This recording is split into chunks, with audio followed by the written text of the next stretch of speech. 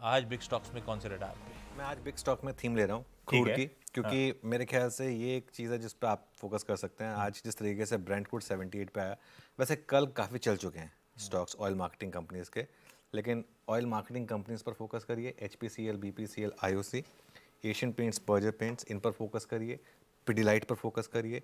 Economy plus crude का cocktail जो है, जहाँ पे स्टॉक्स भी अच्छे हैं, मतलब इकोनॉमी से रिलेटेड, और जहाँ पर क्रूड का भी एक आपको सहारा मिल रहा है, मतलब दोनों चीज़ें उनको जोड़ कर मैं इनको ले रहा हूँ। ठीक है, तो इन पर आप फोकस करिए। और इंटरग्लोब एविएशन मेरे ख्याल से आज one of the stocks of the day हो सकता है आज, अलॉन्ग विद बाकी खैर सारे स्टॉक्स हमारे रेडार पहले भी रहे हैं। तो इन चीज़ों पर फोकस करिए। हाँ, ये इंटरेस्टिंग। क्रूड बड़ा प्ले है आज के लिए, बढ़िया कूल ऑफ हो रहा है। $78 पे ब्रेंट का भाव खड़ा हुआ है, प्लस इकोनॉमी। तो इकोनॉमी प्लस क्रूड का तड़का जहां जाए वो स्टैक रख लीजिए अपने रेडार पे।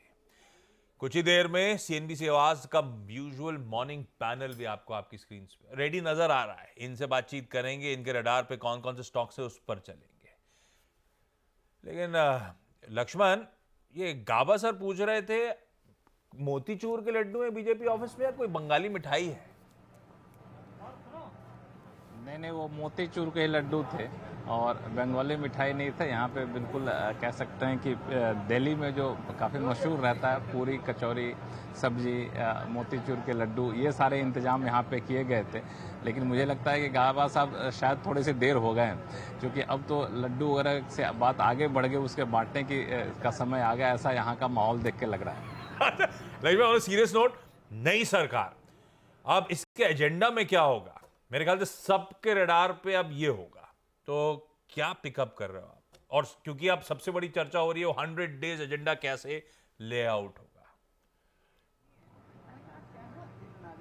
देखिए, इसमें दरअसल अगर कोई ये सोच के बैठे हैं कि नई सरकार आएगी, गठन होगा, नई सरकार क्या करेगी, इसका प्लान तैयार होगा, तो ये बिल्कुल गलत सोच रहे हैं, गलत फहमी में है। सरकार को क्या करना है ये पहले से तय है। आमतौर पर चुनाव के दौरान अधिकारी लोग छुट्टियों में जाते हैं, लेकिन मैं यहाँ देख रहा था हफ्ते दर हफ्ते करीब 10 ऐसे सचिवों के समूह का पैनल बना था, जिन्होंने बैठ के बताया कि आखिर नया सरकार आएगी तो क्या करेंगे, और उस पूरे एजेंडा को फाइनल कर लिया गया है। और नई सरकार के गठन के साथ ही उस पर अमल शुरू हो जाएगा, और उसमें सबसे ज़्यादा फोकस होगा 3 मुद्दों पर।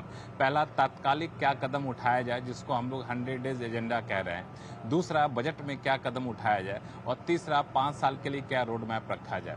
जो 100 डेज एजेंडा है उसमें कई सारे ऐसे फैसले लिए जाएंगे जिसका तत्काल असर आपको देखने को मिलेगा, जिसमें एक महत्वपूर्ण फैसला जो हो सकता है पावर सेक्टर रिफॉर्म को हो सकता है, दूसरा लेबर सेक्टर रिफॉर्म को है, तीसरा कोल के कई सारे ब्लॉक, माइन ब्लॉक ऑक्शन के लिए बचे हुए हैं, तो उनको ऑक्शन की प्रक्रिया को आगे बढ़ानी है।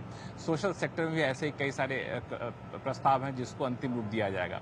बजट की जब बारी आएगी तो वहाँ पे सरकार एक बड़ा रोड मैप पेश करते हुए आपको दिखेगी, जहाँ पे निवेश पे, मैन्युफैक्चरिंग सेक्टर पर खास जोर दिया जाएगा। तो ये सरकार का पूरा खाका तैयार है, सिर्फ कह सकते हैं कि रिजल्ट आने और नई सरकार के गठन भर का इंतजार है। आप देखेंगे पहले कैबिनेट से ही सरकार की तरफ से फैसलों की झड़ी यहाँ पे आती हुई दिखेगी। ओके, अच्छा 1 मिनट गिफ्ट निफ्टी लेकर आइए जरा। अच्छा, ऊपर ना गिफ्ट निफ्टी को परमानेंट रखिए प्लीज़, उसमें छेड़छाड़ नहीं करते हैं। और वो अब करीब करीब सिर्फ 38 पॉइंट ऊपर रह गया है। तो ये इस समय एक गिफ्ट निफ्टी करीब अब 39 पॉइंट ऊपर है।